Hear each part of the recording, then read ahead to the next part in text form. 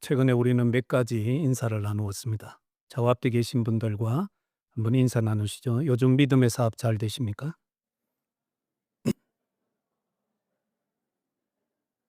음.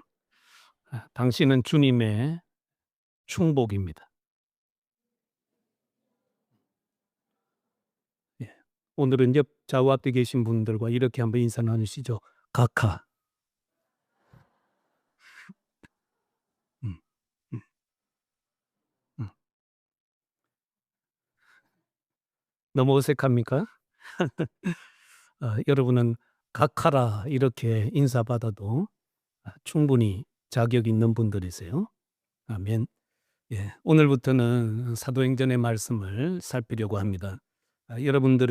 여러분들이 말씀을 좀 잘 이해하고 또 알기 위해서는 집에서 이 사도행전을 많이 읽어 오시면 좋겠습니다. 그래서 저와 함께 이 사도행전을 쭉 이렇게 따라갈 때에 이런 말씀이 이렇게 이해가 되는구나 하는 것을 같이 깨닫고 또 이해할 수 있기 때문입니다. 그래서 여러분이 시간 날 때마다 틈틈이 다른 성경도 읽고 계시겠지만 이 사도행전을 많이 읽으시면 설교를 듣는데 큰 유익이 있으리라 믿습니다. 사도행전은 말 그대로 사도들이 행한 일들을 기록하고 있습니다. 사도들이 행한 일들을 기록하고 있기 때문에 신약의 역사서로 불리죠. 구약에는 역사서가 여러 권 있지만 신약에서는 딱 유일하게 이 사도행전만 역사서로 불려지고 있습니다. 그러나 사도행전은 단순한 역사적 기록이 아니라 신학적 목적을 가진 역사이기도 하죠. 신학적 목적을 가진 역사서라는 말은 하나님께서 역사의 영역에서 행하시고 그것을 통해 자기 백성들에게 하나님이 역사하시는 방식과 자기의 뜻을 나타내시는 것입니다.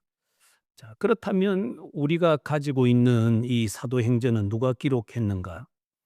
여러분도 잘 아시겠지만 누가가 사도행전을 기록해서 데오빌로라고 하는 사람에게 보낸 것입니다. 1절에 보면 데오빌로여 내가 먼저 쓴 글에는 이라는 말씀이 있습니다. 여기 먼저 쓴 글은 누가복음을 가리키죠.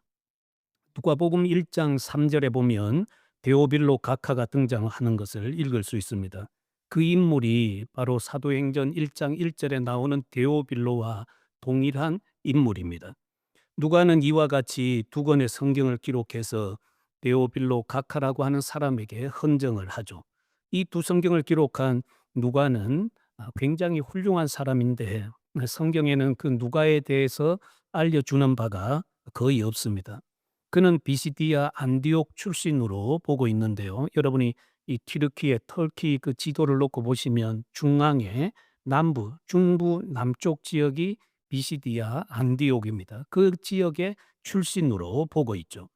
그리고 그는 교육을 잘 받아서 그 당시에 의학 공부를 해서 의사가 되었고 우리가 또 이 누가복음과 같은 초도를 보면 역사의 문서를 많이 모집한 이 역사가이기도 했습니다. 그리고 신학적인 안목이 이렇게 탁월해서 신학을 이렇게 성경을 통해서 펼치는 신학자이기도 했습니다. 그리고 또 한 가지 중요한 것은 그가 하나님 나라의 복음 사역을 위해서 헌신했던 인물이었죠. 그가 언제 예수 그리스도를 구주로 영접하고 복음 사역에 자신을 헌신하게 되었는지는 우리가 정확히 알 수는 없습니다. 우리가 골로새서 4장 14절에 보면 바울은 사랑받는 의원, 의사 누가라고 말하는 것을 보죠. 그래서 이 누가는 사도 바울이 2차 선교 여행, 3차 선교 여행 그리고 로마로 이송되어 사는 동안에 바울이 이 바울 곁에서 주치의의 역할을 했던 사람들이죠. 우리가 이것을 보면 와, 우리 주님께서 참 이렇게도 일하실까 하는 것을 느낄 수 있는데 이 바울이 복음을 전하러 갔을 때 너무 많이 두들겨 맞았잖아요. 너무 많이 두들겨 맞고 뭐 돌에 맞고 태장에 맞고 너무 많이 맞았어요. 이 만신창이가 되었을 때에 그 곁에 하나님께서 의사를 붙여 주셔서 그의 몸을 잘 돌볼 수 있도록 해 주셨구나. 하나님이 이렇게도 일하시는구나 하는 것을 볼 수가 있습니다. 누가는 복음사에게 힘을 쓰게 될 때에 2차 선교 여행 때부터 바울과 함께 동행을 하는 것을 보게 되고요. 그리고 그가 3차 선교 여행을 마치고 예루살렘에 왔다가 2년 정도 가이사랴에 묶여 있다가 로마로 이송되어 가는데, 로마로 이송되어 가는 길에도 함께 했습니다. 그래서 험난한 그 길로 가면서 고생을 참 많이 했죠. 죽을 위기를 경험하고 그 위기 속에서도 하나님의 도우심으로 극기야는 로마에까지 가게 되었습니다. 로마에까지 가서 함께 거하고 있는 것을 보게 됩니다. 우리는 사도행전에 누가가 함께 사역에 동참한 것을 보게 되는데, 이 누가는 우리라고 하는 단어를 통해서 내가 지금 어디쯤에 있는지를 표현해 주었어요. 그래서 바울과 함께 우리가 지금 어느 지역에서 복음 사역을 하고 있습니다. 우리가 어디로 갔습니다. 이것을 표현할 때에 우리라고 하는 단어 그 외에는 이 누가의 그 어떤 것도 찾아볼 수가 없습니다. 그러면 이 사도행전은 언제쯤 기록되었는가? 정확한 연대 추정은 어렵습니다. 성경은 대략 기록된 연대를 추정하기는 하지만 딱 꼬집어서 이 사도행전이 61년에 기록됐습니다. 62년에 기록됐습니다. 63년에 기록됐습니다. 딱 꼬집어서 말할 수가 없습니다. 그래서 대략 연대 추정은 61년에서 64년 이전에 기록된 것으로 보고 있습니다. 수신자는 성경에 기록된 대로 데오빌로 각하이죠. 그에 대해서는 알려진 바가 없습니다. 그래서 이 사도행전을 연구하는 사람들은 몇 가지 견해, 설을 내놓고 있는데, 그 가운데 타당성 있는 것 제가 두세 가지를 말씀드려 볼 테니까 여러분들이 한번 잘 들어보십시오. 첫째는 이 각하라는 칭호가 붙어 있는 것을 보아서 그는 실제 인물일 것으로 추정을 하고 있습니다. 데오빌로 각하, 이렇게 각하라고 하는 칭호를 붙이는 것을 보니까 이 사람은 현재 로마의 어떤 높은 관직에 있는 사람일 것으로 추정을 하죠. 누가는 데오빌로가 기독교에 대한 편견을 버리고 우호적인 생각을 갖도록 하기 위해서 이 누가복음과 사도행전을 차례대로 기록해서 보냈다고 하는 견해가 있습니다. 그래서 이 데오빌로라는 사람은 로마의 어떤 관리로서 높은 공직에 있는 사람으로 실제 인물로 보는 것이죠. 그리고 두 번째는 이 데오빌로라고 하는 이름의 의미입니다. 데오빌로가 하나님의 사랑을 받는 자 또는 하나님의 친구라고 하는 의미를 가지고 있습니다. 그래서 여기 데오빌로여 하고 이 편지를 서두를 열면서 써보내는 것은, 이것은 이 땅에서 하나님의 사랑을 받고 있는 성도들을 상징해서 데오빌로로 표현을 했을 것이다. 그렇게 보는 견해죠. 그런데 이제 이 말씀드린 것처럼 누가복음에 보면 이 이름 뒤에 각하라는 칭호가 붙어 있습니다. 어떻게 익명의 성도들에게 이 편지를 보내는데 각하 이런 칭호를 붙여서 보낼 수 있는가? 이런 의문을 제시하기도 하죠. 여러분이 가지고 있는 영어 성경을 보시면 이 각하라는 어 단어가 most excellent, most honorable 이런 단어로 표현이 되어 있습니다. 그러니까 가장 탁월하고 가장 이게 명예로운 분, 뭐 이런 표현이라고 볼 수가 있겠죠. 여러분이 옆에 계신 분에게 다시 한번 각하 한번 해 보세요. 음. 이상합니까? 이상하지 않잖아요. 이 땅에서 하나님께서 가장 존귀하고 가장 명예롭고 가장 영광스럽게 세운 존재가 하나님의 백성들이거든요. 하나님이 세상에 많은 보화와 보물들이 있지만 하나님이 보석 보화로 삼는 사람은 사람이에요, 사람. 하나님이 구원한 성도들을 가장 존귀한 보물로 보석으로 여깁니다. 그렇다면 옆에 있는 분에게 각하 이렇게 해도 전혀 이상하지 않구나. 옛날에 우리 대한민국에서 대통령에게 각하 이렇게 해 가지고 각하하면 조금 어색한 부분이 있지만 그렇지 않아요. 그래서 '이런 해석도 일리가 있구나.' 하는 것을 볼 수가 있습니다. 우리가 사도행전에 보면 로마의 총독으로 파견된 이런 사람들에게 각하라는 칭호를 붙였던 것을 보게 되는데, 뭐 이 벨릭스 총독 뭐 이런 경우들이 있잖아요. 그런데 그 당시에 일반적으로 내가 존경하고 귀하게 여기는 분들에게도 각하라는 표현을 썼다. 이런 기록들이 있습니다. 그렇기 때문에 우리 성도가 성도들을 향해서 각하 이런 칭호를 해도 괜찮겠다. 이런 생각이 들죠. 그리고 세 번째는 데오빌로 각하는 누가복음과 사도행전을 기록하는 데 있어서 재정적으로 후원을 해준 분으로 보고 있습니다. 여러분 요즘은 뭐 종이 없어도 얼마든지 우리가 글을 쓸 수 있잖아요. 컴퓨터나 뭐 셀폰을 이용해서도 글을 쓸 수가 있는데 어 어렸을 때 한번 여러분 생각해 보세요. 여러분이 어렸을 때 연세가 많이 드신 분들은 어렸을 때 종이 구하기가 참 어려웠거든요. 그 시대가 얼마 안 돼. 글을 쓴다라는 건 쉬운 일이 아니었습니다. 그리고 또 문맹이 많아서 글을 잘 읽지 못하는 분들도 많았죠. 근데 이 1 세기 당시에 이 글을 쓴다라는 것은 굉장히 어려운 일이었고 글을 쓰더라도 오늘 우리가 가지고 있는 이렇게 질 좋은 종이가 있나요? 그렇지 않았거든요. 그러니까 양피지나 파피루스 같은 이런 재료들을 가져다가 글을 써야 되기 때문에 웬만한 사람들은 글을 쓸 수가 없었습니다. 부자들의 재정적인 후원이 있어야만 글을 쓸 수가 있었습니다. 그래서 이 누가복음과 사도행전을 기록할 수 있도록 이런 양피지나 파피루스 뭐 잉크 같은 걸 공급해 준 그분에게 감사하는 마음으로 누가복음과 사도행전을 헌정했다. 이런 견해가 있습니다. 그러나 이제 우리가 성경을 좀 읽다가 보면 이제 두 가지 정도로 이렇게 추측을 해볼 수 있는데 하나는 데오빌로 각하라는 인물이 실존했을 것 같다. 이게 한 가지 좀 타당성이 있고 또 하나는 그분이 실제로 존재하는 인물이 아니었다면 이 땅에 살고 있는 성도들을 데오빌로라고 하는 상징적 인물에 비유해서 이 편지를 써서 성도들에게 주는 것이구나. 이렇게 우리가 이해할 수가 있습니다. 그러나 더 중요한 것은 사도행전이 하나님의 사랑을 받는 어떤 사람에게 보내줬든지 뭐 사회적인 덕망이 있는 사람이든지 성도들에게 보내줬든지 관계없이 이 성경의 내용을 통해서 하나님의 일하심에 관심을 더욱 깊이 가져야 한다라는 것입니다.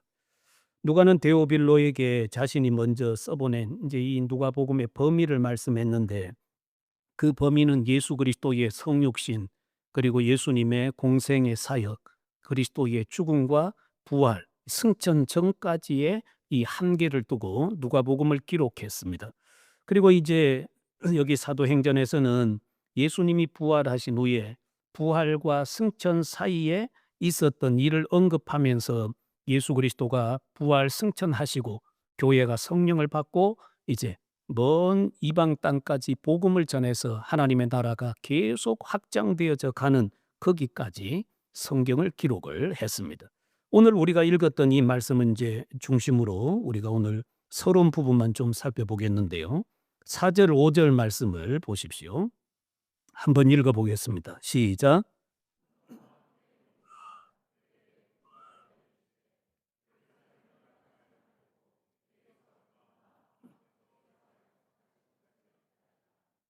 예. 너희는 몇 날이 못되어 성령으로 세례를 받으리라 하셨느니라. 아멘. 우리가 누가복음 24장 마지막을 보면 예수님이 승천하시기 전에 제자들과 함께 하시면서 성경을 다 풀어 주셨어요. 그때 예수님께서 모세의 율법과 선지자의 글과 시편이라고 했는데 그것은 구약 성경을 가리킵니다. 제자들 앉혀 놓고 거기서 예수님께서 구약 성경을 다 이렇게 풀어서 가르쳐 주셨어요. 누구에 대해서? 구약 성경이 예수 그리스도에 대해서 기록된 그 모든 말씀을 다 풀어 주시면서 예수 그리스도 자신의 죽음과 부활로 성취되었다라고 말씀을 하셨습니다. 그리고 예수 그리스도께서 이제는 나의 이름으로 죄 사함을 받게 하는 회개가 예루살렘에서부터 시작되어서 모든 민족에게로 족속에게로 전파될 것이라고 기록되었다고 했습니다. 그러면서 예수님께서 여기서 이 말씀을 하세요. 너희가 이 모든 일의 증인이라. 너희가 증인이다. 이 말씀을 하셨습니다. 여러분 그리고 예수님께서 증인이 되기 위해서는 위로부터 내려오는 성령을 받고 그 능력을 덧입으라고 했습니다. 그래서 예수님은 너희가 내게 들은 바 아버지께서 약속하신 것을 기다리라. 이 예루살렘 떠나지 말고 여기서 아버지의 약속하신 그것이 내려올 때까지 너희가 기다리고 그분이 너희 속에 오시면 너희를 증인되도록 한다라고 하셨죠. 예수님의 우리가 공생의 초기 사역을 보면 예수님이 이 땅에 오셔서 공생의 사역을 시작하기 전에 세례 요한이 먼저 와서 6개월 앞서 왔죠. 사역을 합니다. 예수님이 오실 그 무렵에 이 세례 요한이 요단강에서 세례를 베푸는데 오는 사람들에게 물세례를 베풀었죠. 물세례는 내 뒤에 오시는 그 능력 있는 분을 받아들이기 위해서 여러분이 마음을 준비하라는 거예요. 그래서 마음이 높은 사람은 평지로 만들고 푹 꺼져 있는 분들은 도두어서 평지를 만들어서 그리스도가 내 마음에 들어오기에 합당한 마음을 준비하라고 했습니다. 그래서 세례 요한의 세례는 예수 그리스도를 모셔드리기 위한 마음의 준비를 하는 것이었죠. 그런데 이 세례 요한이 외친 게 뭡니까? 내 뒤에 오시는 그분은 물로 세례를 베푸는 것이 아니고 성령으로 세례를 베푸는 분이라고 말씀을 했습니다. 이 말씀을 따라 오늘 여기에 있는 사도들은 주님이 보내실 그 성령을 기다리게 되었습니다. 성령을 받는 목적은 주님이 명령하신 것처럼 예수님의 증인이 되기 위함이었습니다. 성령이 오시지 않으면 증인이 될 수가 없는 거죠. 그들 혼자만 나설 수가 없습니다. 우리 예수님께서 부활하시고 제자들에게 나타나셔서 친히 명하신 것이 예수님의 증인이라고 증인되라고 한 것인데 예수님의 증인되라는 이 말씀은 사복음서를 기록한 모든 복음서 기자들이 다 기록했거든요. 우리가 잘 아는 마태복음 28장 16절부터 20절까지의 말씀만 기록한 것이 아니고 모든 복음서 기록자들이 다 기록했습니다. 이게 5번 나와요. 사도행전에 한 번 더해져서 5번이 나오게 되죠. 마태복음 28장 16절부터 20절에 우리가 잘 아는 지상배 위임령이 나오고 그와 같은 말씀이 마가복음 16장 14절부터 18절에 누가복음 24장 36절부터 49절, 요한복음 20장 19절부터 23절, 그리고 사도행전 1장 6절부터 8절까지의 지상대 위임령, 성령을 받고 내 제자가 되라, 내 증인이 되라고 하는 말씀을 각각의 복음서 안에 다 담아두셨습니다. 누가는 사도행전을 기록하면서 예수님이 승천하시기 전에 부탁한 말씀대로 성령을 받고 예수님의 증인된 것을 쭉 기록해 나갑니다. 예루살렘에서 시작된 복음이 불과 30여 년 만에 이 세상을 쭉 그 지중해 그리고 터키 그 남부 쪽으로 쭉 이렇게 복음이 가서 거기서 아시아에서 마게도냐 유럽 쪽으로 건너가서 로마 그리고 로마 그 건너편에 일루리곤까지 복음이 쭉 전거된 것을 기록하고 있거든요. 30년 정도에. 어마어마한 역사가 일어나게 된 것입니다. 그리고 베드로 사도나 이런 분들이 복음을 전하는 걸 보면 현재 본도 터키 저기 남쪽 이쪽 북남쪽까지 복음이 다 증거되어서 그 일대가 다 복음으로 물들었던 것을 보여주고 있죠. 얼마나 성령께서 많은 증인들을 일으켰던지 복음은 불과 30만 년 만에 거의 로마에 편만하게 증거되게 되었습니다. 이처럼 성령께서 복음의 증인들을 통해서 얼마나 놀랍고 위대한 일을 하셨는지를 성경은 우리에게 잘 보여주고 있습니다. 근데 놀라운 사실이 뭔가 하면 그 시대에 복음을 전하는 데 있어서 평안하지 않았다라는 데 있습니다. 우리가 성령이 초대교회에 임하고 그 성령이 폭발하듯이 많은 사람들의 가슴을 불을 당겼죠. 그래서 사도들이 나가 복음을 전하고 예루살렘을 점령하는데 그 순간에 예루살렘에 핍박이 찾아와서 어마어마한 사건들이 터지게 되었죠. 그래서 그 핍박과 압박해를 못 이겼던 성도들이 세상 곳곳으로 흩어졌는데 여러분 생각해 보세요. 이런 핍박과 모진 박해가 일어나면 예수님의 제자들이 숨어야 되잖아요. 숨어야 되고 그리고 교회의 문도 닫아야 되는데 그렇지 않습니다. 박해 중에도 예수님을 믿고 돌아오는 사람들이 있고 사람들이 볼 때는 교회는 문이 닫힌 것 같은데 뒤로는 많은 영혼들이 그 교회 속으로 들어오게 되는 것이죠. 여러분 이게 하나님이 하시는 일이라는 것입니다. 평안할 때는 도리어 더 안 돼요. 평안할 때는 더 안 돼요. 이 역설적 진리가 사도행전에 놀랍게 숨어 있는 것을 우리는 볼 수가 있습니다. 여러분, 이 은혜 때문에 사실은 오늘 우리가 이 자리에 앉아 있게 된 것입니다. 이제 여러분이 사도행전을 좀 더 쉽게 이해하기 위해서는 이 사도행전을 크게 둘로 구분을 해야 되는데, 그걸 잘 구분하고 여러분들이 사도행전을 보시면 더 잘 이해할 수가 있습니다. 첫째는 1 장부터 12 장까지인데, 여기에는 사도 베드로를 중심으로 복음이 퍼져가는 이 일이 기록되어 있습니다.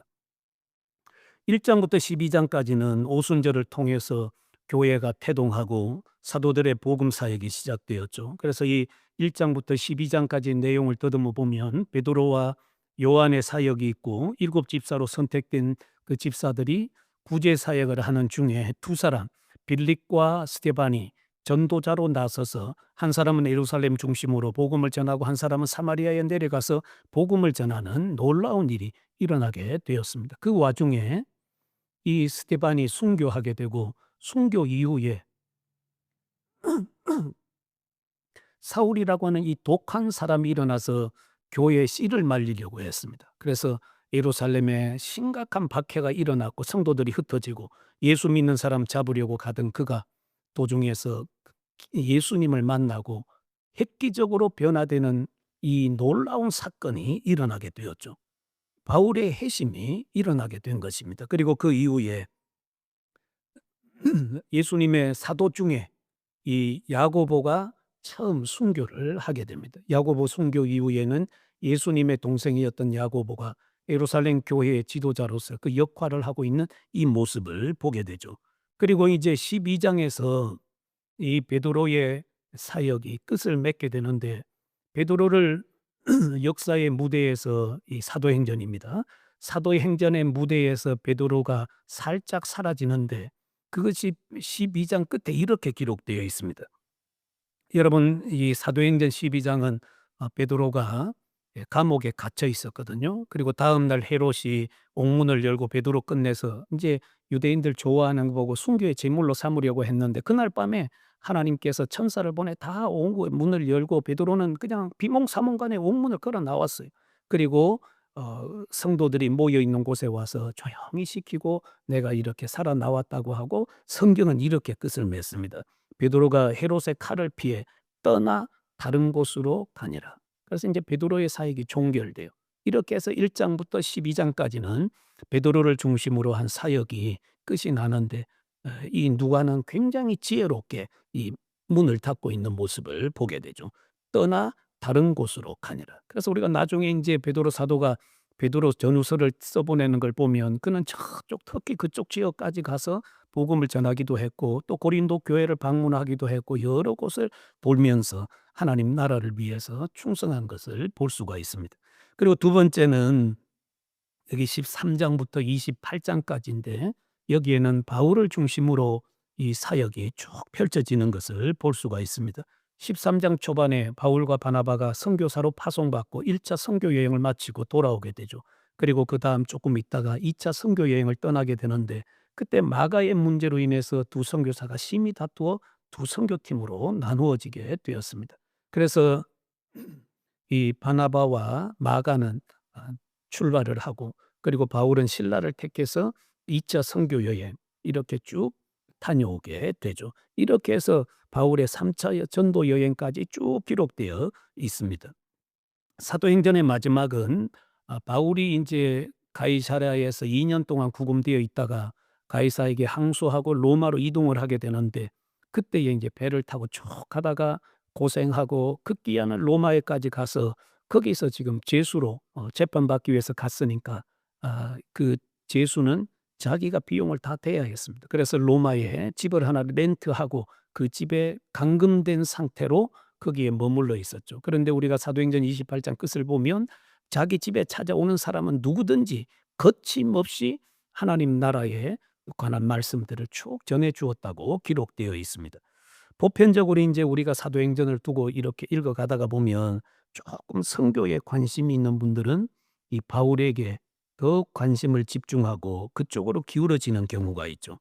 우리가 사도 바울을 보면 바울의 출신 배경이나 그의 학문이나 복음을 향한 열정이나 이런 것을 보면 누구도 추종하기에 정말 쉽지 않은 탁월한 마음을 가지고 있습니다. 그래서 이 바울을 보는 사람은 누구보다도 나는 바울이 존경스러워 이런 마음을 갖게 될 것입니다. 그리고 우리가 신약 성경만 보아도 그렇잖아요. 신약 성경의 거의 절반가량을 기록한 사람이 이 바울이기 때문에 바울의 역할은 대단했습니다. 이런 이유들로 인해서 사도행전 1장부터 12장까지 등장하는 베드로보다는 13장부터 28장까지 등장하는 바울이 훨씬 더 우수하고 귀하게 쓰임 받았을 것이다. 이렇게 생각할 수가 있습니다. 그리고 바울을 높이 평가할 수 있죠. 그러나 누가는 결코 그렇게 성경을 기록하지 않습니다. 사도행전은 사도들을 비교해서 누가 더 우월하고 탁월한가 이걸 말하지 않습니다. 성경은 하나님의 일꾼들을 서로 비교해서 평가하지 않죠. 아니 저분은 저런 직분과 직임을 받고 그 정도밖에 못할까? 이분을 보면 이분은 이런 직분과 직임을 받고 저렇게 충성스럽게 헌신하는데 왜 저분은 저 정도밖에 못할까? 이걸 비교해서 평가하지 않아요.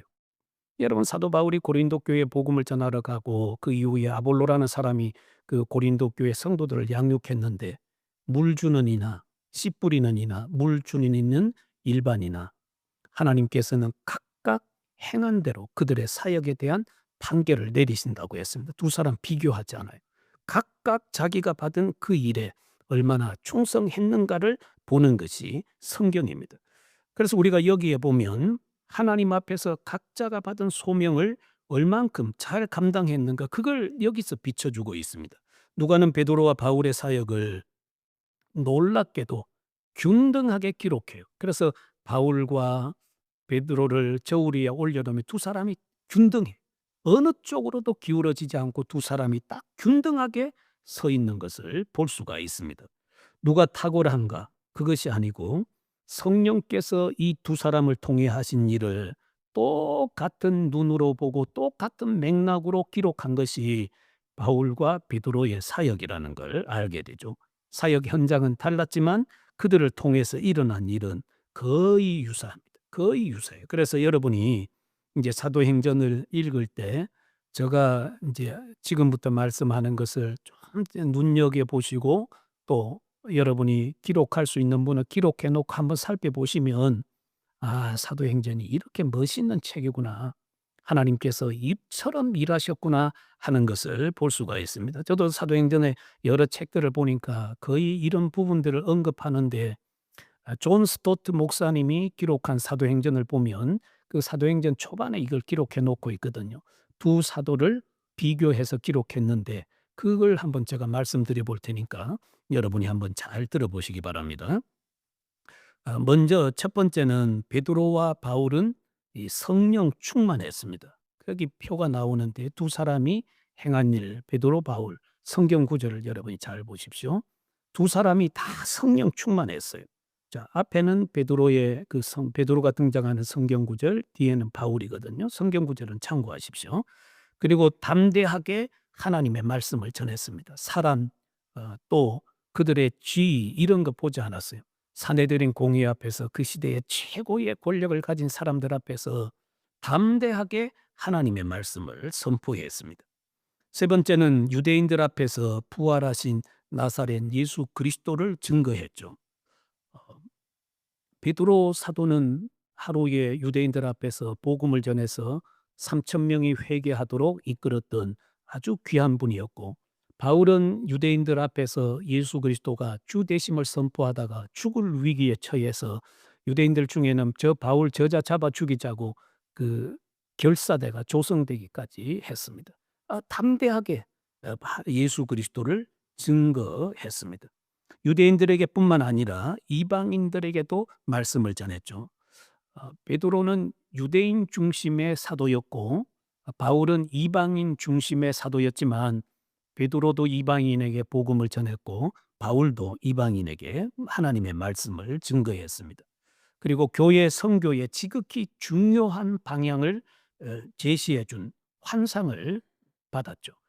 베드로는 이 보자기 그릇의 환상을 통해서 하나님께서 최초로 사도들 중에 이방인에게 복음을 전하라고 했던 인물이에요. 그래서 우리가 사도행전에 보면 사도행전이 쭉 기록되어져 가는 중에 10장에 가서야 비로소 하나님께서 이 보자기 환상을 통해서 이방인에게 복음을 전하는 첫 장면이 증거되게 됩니다. 그때 하나님께서 이 환상을 통해서 이방인에게 가라고 했습니다. 내가 깨끗게 했으니 가서 구원하라는 거죠. 그리고 이 바울도 환상을 보았는데 바울이 아시아 지역에서 복음을 전하고 있는데 문이 잘 열리잖아요. 그래 곰곰이 생각하고 잠이 들었는데 그날 밤에 환상을 봤어요. 저쪽 바다 건너 마게도냐 사람이 일어나서 손짓하며 건너와서 우리를 도우라고 하는 이 환상을 보게 되었죠. 그래서 하나님께서 복음의 물줄기를 아시아로 가는 걸 막으시고 유럽으로 가게 하셨구나. 그래서 그것으로 건너가서 복음을 전하면서 빌립보를 점령하고 데살로니가 이쪽으로 이 복음을 전해서 가는 모습을 우리가 볼 수가 있습니다. 자, 그리고 인제 이 예수님을 증거하다가 둘 다 감옥에 갇혔는데 둘 다 놀라운 기적을 경험을 했죠. 헤롯의 칼날에 죽임을 당할 베드로가 12장에서 하나님께서 옥문을 열어 나오게 하신 것을 경험했고 바울과 실라가 빌립보 감옥에 갇혔을 때에 주께서 밤중에 역사하시고 옥문의 옥터가 막 흔들리고 지진이 난 것처럼 이 놀라운 일을 행하셔서 모든 죄수들의 이 찾고 그리고 몸에 매인 것들이 다 풀어지게 하는 기적을 경험했습니다. 그리고 두 사람 다 나면서부터 한 번도 걸어보지 못한 사람을 고쳤죠. 베드로와 요한은 성전 미문에 있는 사람을 나사렛 예수의 이름으로 일어나 걸으라고 하면서 고쳤고 이 바울은 루스드라에서 한 번도 걸어보지 못한 사람을 예수의 이름으로 고쳤던 사건이 있습니다. 그리고 병으로 고생하는 사람들과 귀신 들려 고생하는 사람들을 고쳐주었죠. 베드로의 사역에 대해서 성경은 이렇게 표현을 했는데 모든 병든 사람이 고침을 받고 더러운 귀신에 들려 고통받는 사람이 베드로의 사역을 통해서 귀신들이 다 쫓겨나고 괴로움받는 사람이 자유케 되었다고 했습니다.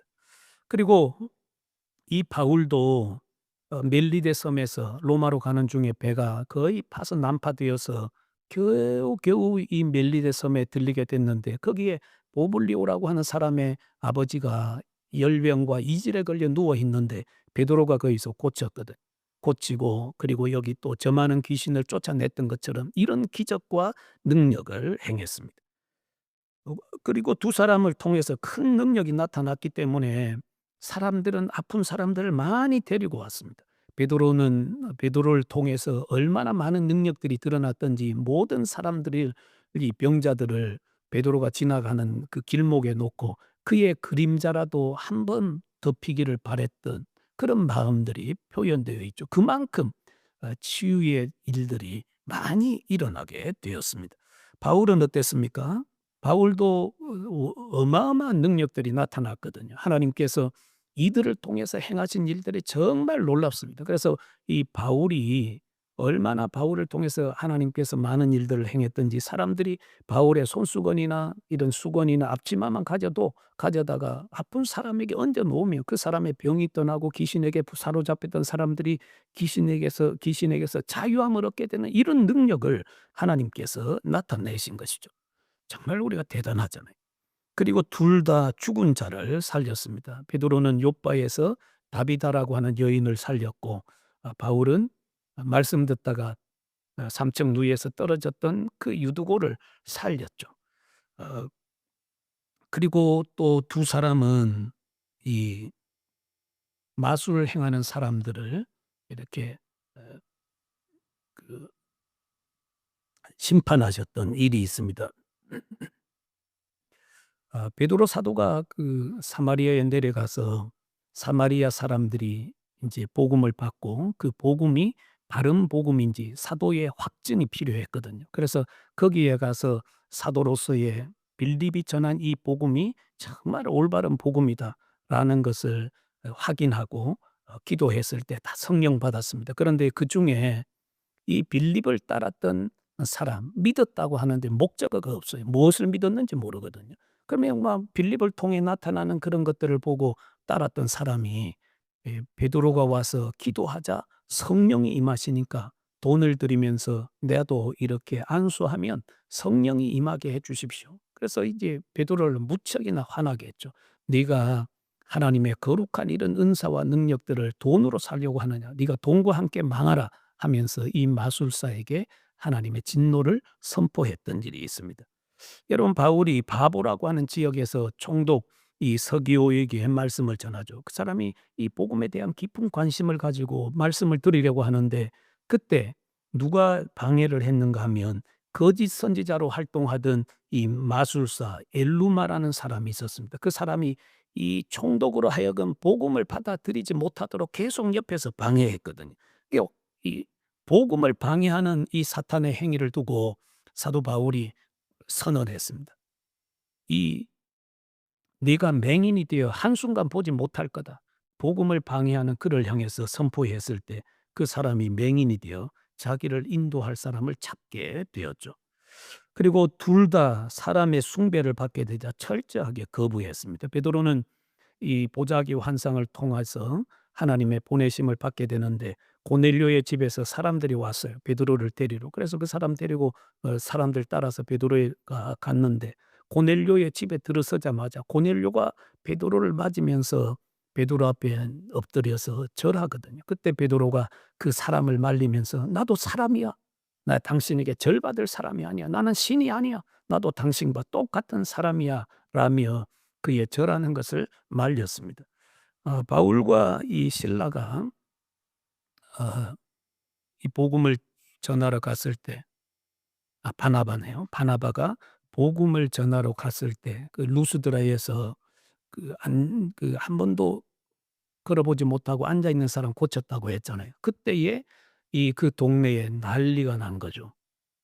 자기들이 섬기는 제우스와 스스라고 하는 신이 사람의 형상을 하고 이 땅에 내려왔다고 생각을 했습니다. 그래서 그들이 자기 신전에서 제사 드리고 했던 소와 화환을 가지고 와서 이 두 사람 앞에 막 펼쳐 놓고 두 사람을 제사하려고 했거든요. 그때 이 바울과 바나바가 막 옷을 찢고 달려들면서 "우리도 당신들과 같이 성정이 같은 사람입니다. 똑같은 사람이에요. 우리를 왜 신처럼 여기고 우리에게 제사하려고 합니까?" 하며 그걸 말렸던 일이 있습니다.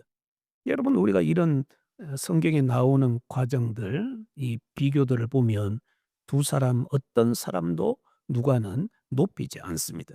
두 사람은 자신을 통해서 하나님이 행하실 일들을 잘 드러냈고 하나님이 받아야 할 영광을 조금도 취하지 않았다는 것을 말씀을 통해서 보게 되죠.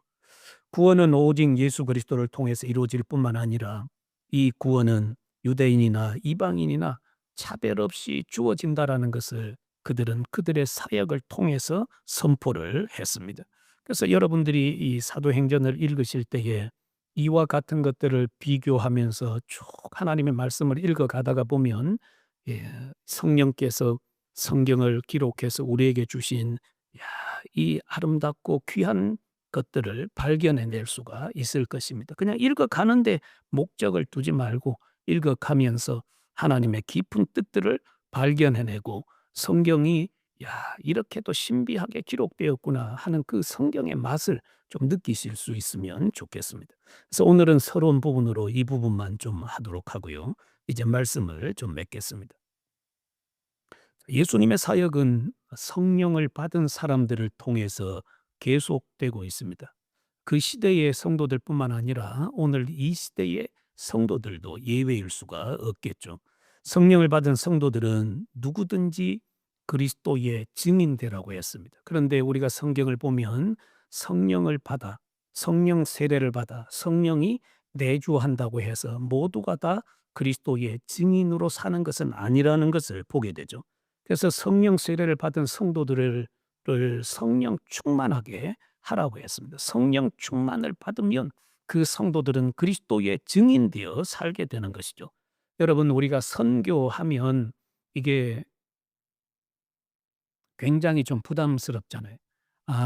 선교하면 하나님으로부터 특정한 사명을 받았거나 또 선교지로 보냄받은 사람들 뭐 어떤 이렇게 풀타임 사역자나 그런데 관심 있는 사람들이 선교하는 거야 이 생각할 수 있는데 예수님의 근본적 말씀을 보십시오.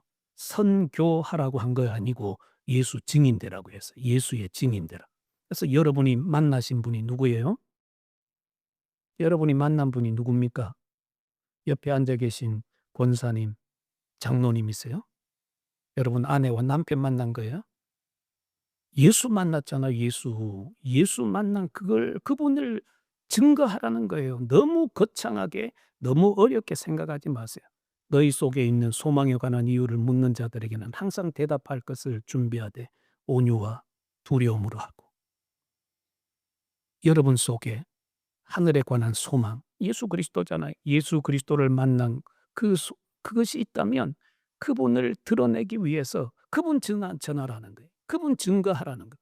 그리스도 교를 전하지 말고 예수 전하라고 했어요. 예수. 오직 예수. 여러분이 만난 예수님이 계시다면 그분 자랑할 거 아니에요.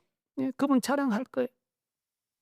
그런 성도들이 오늘 이 시대에 필요하다라는 것입니다.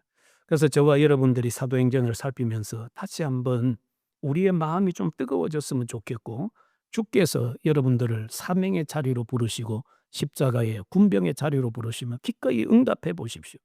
주님은 이 시대에도 주의 나라를 위해서 헌신할 병사를 모집하고 있습니다. 그 병사들을 통해서 계속해서 이 성령의 역사는 이 땅 가운데 이루어지게 된다라는 것입니다. 그래서 여러분이 앞으로 사도행전을 읽으면서 좀 기대하셔도 좋고, 여러분의 영적인 상태, 나의 영적 상태가 어떤 상태에 있는가를 다시 한번 점검하면서 주님이 바라는 자리로 나아갈 수 있기를 바라겠습니다. 아멘. 기도하겠습니다.